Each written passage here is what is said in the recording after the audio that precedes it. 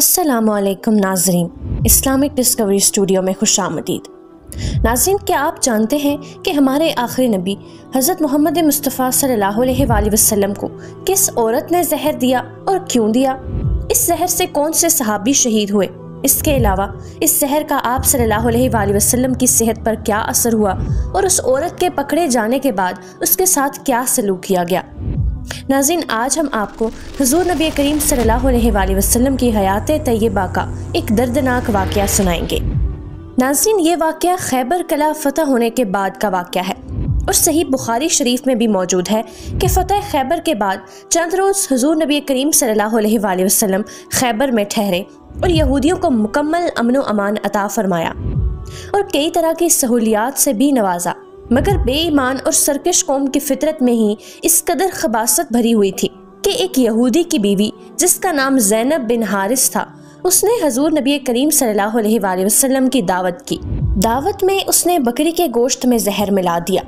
اللہ رب العزت کے حکم سے گوشت کی بوٹی نے آپ صلی اللہ علیہ وآلہ وسلم کو زہر کی خبر کر دی اور آپ صلی اللہ علیہ وآلہ وسلم نے ایک ہی لقمہ کھا کر ہاتھ کھینچ لیا اور صحابہ کرام رضی اللہ تعالیٰ عنہ کو بھی فرمایا کہ اپنا ہاتھ روک لو۔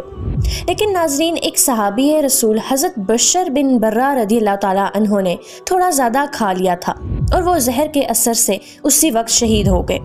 ناظرین، حضور نبی کریم صلی اللہ علیہ وآلہ وسلم کو بھی اس زہریلے لقمے سے عمر بھر تالوں میں تکلیف رہی۔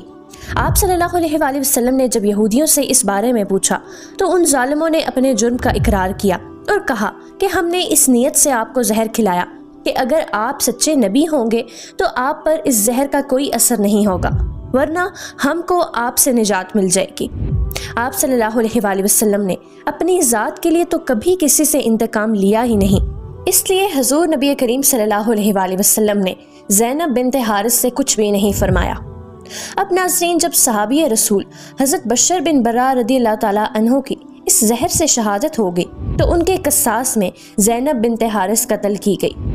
ناظرین، صحیح بخاری میں حضور نبی کریم صلی اللہ علیہ وآلہ وسلم کی زوجہ محترمہ ام المومنین حضرت عائشہ صدیقہ رضی اللہ تعالیٰ عنہا نے بیان کیا ہے کہ نبی کریم صلی اللہ علیہ وآلہ وسلم اپنی ظاہری وفات سے کچھ عرصہ پہلے فرمایا کرتے تھے کہ خیبر میں زہر آلود لقمہ جو میں نے اپنے منہ میں رکھ لیا تھا اس کی تکلیف آج بھی میں محسوس کرتا ہوں۔